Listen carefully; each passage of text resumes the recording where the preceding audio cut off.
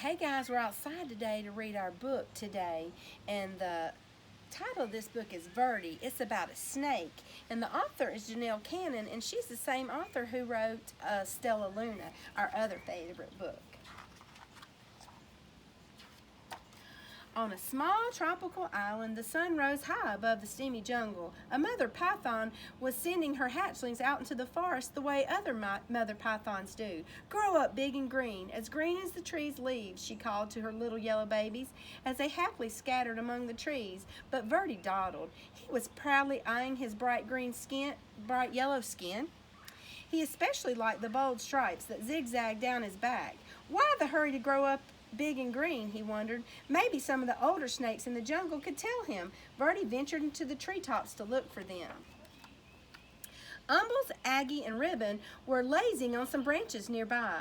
Verdi peered at their droopy green bodies. "It's not polite to stare," chided Aggie. Umbles burped and groaned. "It's taken nearly 4 weeks for that last lizard to digest. I surely do like lizards, but lizards don't like me."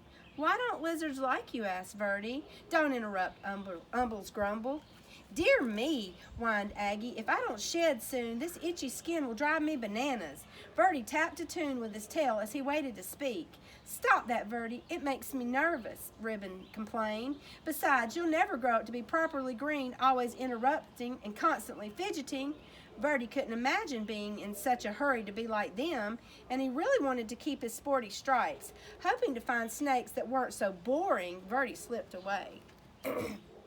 Dozer was snoring in a tree not far from the others. "Hello," said Verdi. "Do you want to climb trees with me?" "I'm tired," Dozer growled. "Go do a few laps around the jungle, okay?" Verdi's heart sank. Greens were not only lazy and boring, they were rude. At the top of a very tall tree, Verdi gripped one branch with his tail and another with his snake jaws. "I will never be lazy, boring, or green," he thought. "I will jump and climb and keep moving so fast that I will stay yellow and striped forever." Then Verdi let go. Whoa, he's going through the air. From a distance, the greens watched. "Oh my," they chorused. Ribbon shook his head. "At this rate, he'll be lucky to make his first molt." Aggie nodded. "He's likely to put an eye out on a branch." Umbles moaned. "He may not live to turn green." But one day, Verdi's skin began to peel, revealing a pale green stripe stretching along his body. "Cack!" he gasped. "How can this be? I'm the speediest snake in the jungle, and I'm still turning green." He raced down to the river, grabbing up a mouthful of rough leaves. Verdi flung himself into the water. "If I can't run this green off, I'll scrub it off," he thought. His frantic splashing caught the eye of a large bottom feeder cruising the murky depths. "Yum," the fish hummed. "Lunch." Before the fish could haul Verdi under, the frightened snake bit him on the nose.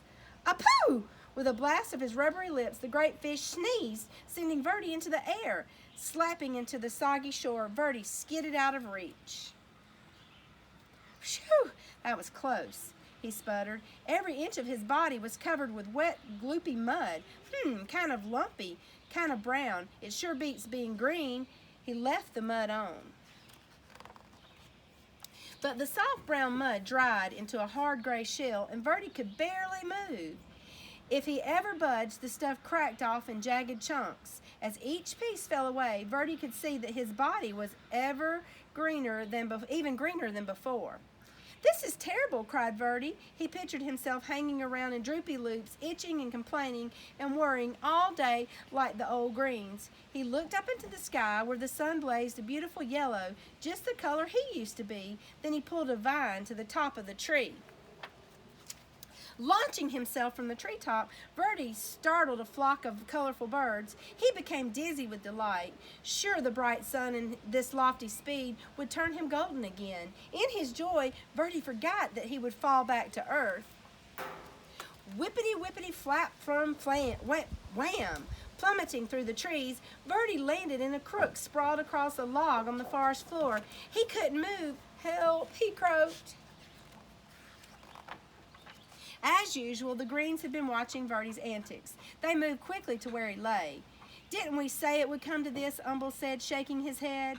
Aggie sighed. Lucky thing he still got two good eyes. But they gently lifted Verdi up to a safer place where they could watch over him while he healed. Neatly splinted to a branch, Verdi had no choice but to listen to the greens as they gabbed. Remember how I used to streak across the forest floor? Ribbon asked. Quick as lightning, answered Aggie. And I climbed giant trees like they were nothing. They grew taller than you know. The things I dared to run down and swallow, Umbles bragged. Wild boar were no match for me. Verdi was astonished. You used to run and climb and hunt giant pigs? What happened? Ribbon crashed just like you, Aggie replied. I took a terrible fall and almost put an eye out. Then old Umbles here nearly choked to death. Now we prefer the quiet life, a warm perch, a little sunshine, and an occasional good meal. The greens rambled on about their days of glory, and Verdi settled in on his branch. Finally, one afternoon, Umbles said, looks like you're ready to go again. He carefully untied Verdi from the branch. You're welcome to come with us, said Aggie. Ribbon agreed. The three greens slipped quietly back into the forest. Verdi wasn't ready to join them. He wasn't sure where he wanted to go, so he just stretched and stayed put until the sun went down. He listened to the forest come alive. There's all the things in the forest. Time passed, the sun and moon took turns in the sky. Verdi marveled as the full moon grew thinner every night. Then he watched patiently as it slowly grew round again. He wondered why he hadn't noticed that before. Verdi became so green that he blended perfectly with the leaves. He was so still that the other creatures walked by without even seeing him. One fine morning, as Verdi basked in the sunshine, two small yellow snakes approached. They tapped and fidgeted as they stared. Get a load of that old green guy, one of them whispered. Do you think he ever moves? The other snickered. I seriously doubt it.